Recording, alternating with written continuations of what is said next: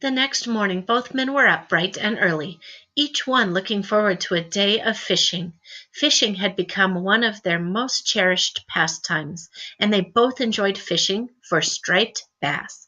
They had a favorite fishing spot on the banks of the Hudson River, where Samuel arrived first. There, an old rickety or wobbly pier jutted out into the cool, lapping water. Nearby, a row of silver birch trees provided just the right amount of shade. There was also a picnic table. Alfie always accompanied them and frequently scared the fish away by jumping off the pier into the water. "Hey, you beat me to it!" shouted Jack as he walked toward Samuel. Samuel was already on the pier, intently focused on attaching a large, juicy bloodworm to the hook at the end of his fishing line. Alfie was stretched out, enjoying the sun and the gentle breeze that was blowing across the Hudson River Valley. "Just got here myself," yelled back Samuel. "I hear the fish are jumping right onto the line." "Well, they'll miss your line for sure," bellowed Jack. Then he laughed loudly to himself. Samuel smiled at his friend and shook his head. "If you continue to yell like a wild boar, you'll scare away every living creature, including the fish," said Samuel. "Ah, the fish can't hear me anyway," retorted Jack. For several minutes the two men were silent. Samuel finished attaching the worm to the hook on the end of his line. Then he cast his line out into the smooth, glass-like surface of the Hudson River and plunked himself down on the edge of the pier. "You know, Jack," said Samuel, "the Hudson River is 306 miles long and begins at the Adirondack Mountains in a lake called the Tear of the Clouds." "I did know that," replied Jack, as he too hooked the fish bait and cast his line out into the water. Then, sitting down beside Samuel, Jack said, "Tell me something I don't know." For a long while Sam gazed out at the glistening river. His old eyes were admiring the view of the sunlight dancing across the water. "Going back to what we were talking about yesterday, about light waves," said Samuel, "did you know that when a light wave hits an object, three things can happen? The light can be transmitted or passed through the object. The light can also be reflected or bounced back off that object, or the light can be absorbed or soaked into it. This is determined by the type of object that the light wave hits. Sometimes the light does a combination of these things." Jack responded.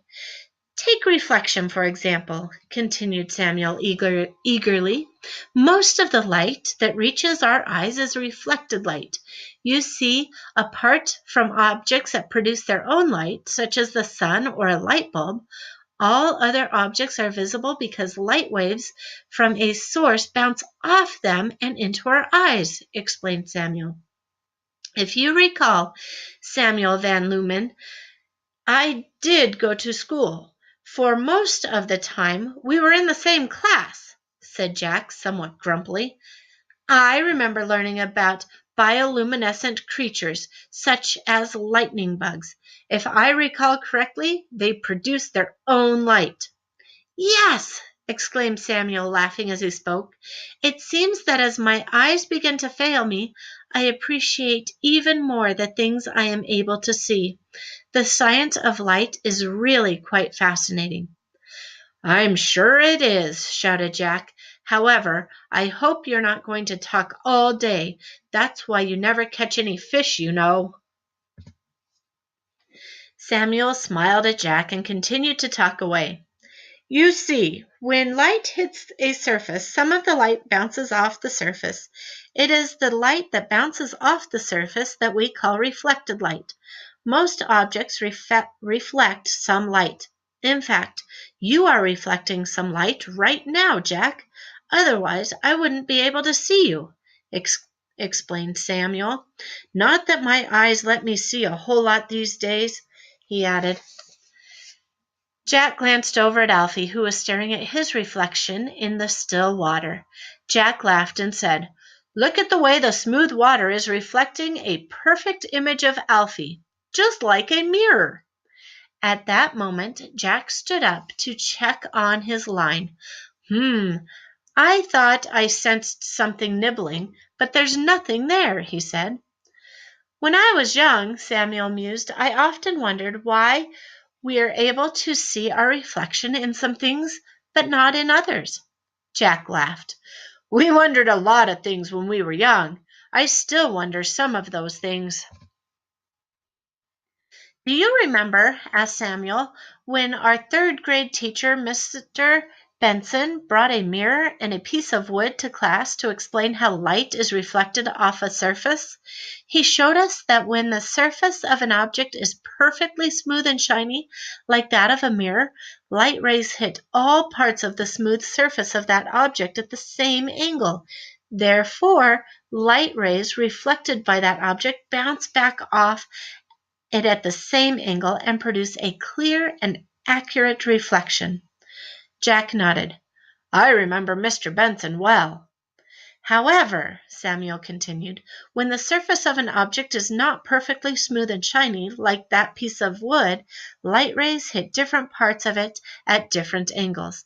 Therefore, some light rays are absorbed by that object, and some are reflected by the object at different angles, so it does not produce a reflection." "Mr. Benson was one of my favorite teachers," said Jack. "Yep, he was one of my favorite teachers too," agreed Samuel. "I remember him explaining that because they are so smooth, mirrors reflect almost all the light that hits them." "Have you ever noticed that crazy dog of yours?" Jack asked. "He's still staring at his reflection in the smooth, shiny surface of the water."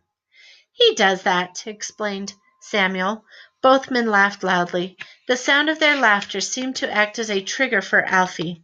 He looked at them, wagged his tail, and then jumped headlong into the river. "Don't go too far out there, Alfie," yelled Samuel, as if he were talking to a young child.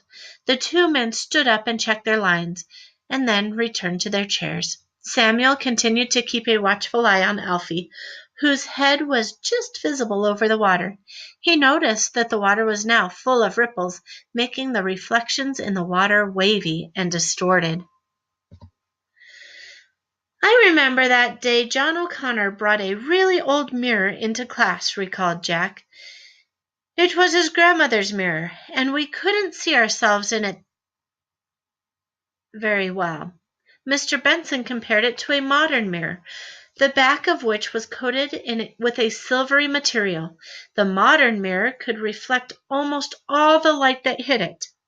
"Yes," said Samuel, "and Mr. Benson told us that most mirrors have flat surfaces and are called plane mirrors." Mr. Benson also taught us about two other types of mirrors that have curved surfaces instead of flat surfaces.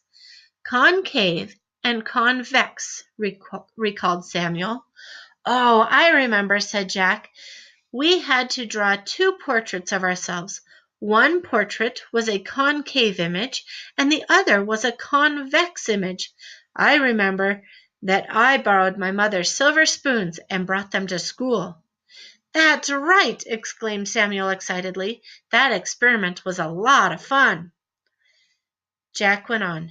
"Now let me see. Concave and convex mirrors reflect light in such a way that they alter or change the view we see in them. A concave mirror curves inward and produces a smaller, upside-down image of the object, but only if it is a certain distance away from the viewer." "Yes," added Samuel, "but if an object is very close to a concave mirror, its reflection will be upright and magnified. Do you remember how Mr. Benson showed us how you could put a pencil point right up to the cave of the spoon and see it upright and magnified?" Jack nodded and continued. Convex mirrors curve outward and always produce a smaller upright image, as when you look into the convex side of a spoon. Samuel laughed out loud. Did you actually learn something in school, Jack Audier? I seem to recall that you were always talking, especially when Mr. Benson was talking. Oh, I learned a thing or two, protested Jack, and I'll have you know. Suddenly Jack leapt out of his chair. Jumping jelly beans! I think I've caught a fish, he yelled. Almost at once Jack began to wrestle with his fishing pole. It's a big one, Samuel, screeched Jack as he struggled to hold on to his fishing pole and not fall head first into the river. If you stand still, you stand a better chance of reeling it in, advised Samuel. Stand still! Stand still! Shrieked Jack as he battled with the creature on the other end of the line. This fish is the size of a whale! How am I supposed to stand still? For several minutes Jack appeared to do a dance on the end of the pier with a fishing pole. Finally, Samuel had the good sense to take a closer look at the creature Jack was attempting to catch. Hold on a minute, Jack. Stop wrestling with that line. You've hooked Alfie by the collar. The poor dog is trying to free himself, and you keep trying to reel him in, laughed Samuel. That darn dog should be banned from coming fishing with us. He's more trouble than he's worth, roared Jack. Hold on. Let me get my camera, shouted Samuel. I want to get a photograph of the day Jack Audier hooked himself a live Springer Spaniel.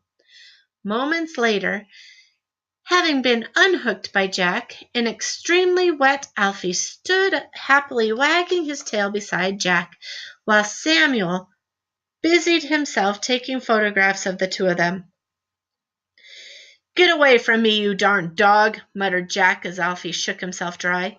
Samuel laughed aloud as he continued to capture photogenic images of his two best friends. If you don't put that camera away right now, you'll be as wet as that silly dog, announced Jack. Okay, laughed Samuel. Time for lunch, I think. The two friends shared some chicken and coleslaw while Alfie lay in the sun to finish drying off. I'm glad I had my camera with me, Samuel said between mouthfuls as he arranged the parts of his camera on the picnic blanket. Did you know that some cameras contain plain mirrors that make it possible to see the image you are about to photograph? Yeah, well, you certainly didn't need to record that image of me hooking Alfie, grumbled Jack, offering a piece of chicken to Alfie. Samuel laughed as he began to pack up the picnic basket. Well, you've obviously forgiven him. Did I tell you that we are taking Amy to the fair tomorrow? We? Exclaimed Jack. Yep, that was the deal, explained Samuel. I told her that if she made me some chocolate cake, I'd take her to the fair. Me too, Jack shouted, a little less grumpily. You're going to eat some cake, aren't you? Jack yelled back. Well, okay then, but you're not going to make me go on those bumper cars again, are you? Asked Jack. No, said Samuel with a smile. This time I thought we would try the House of Mirrors.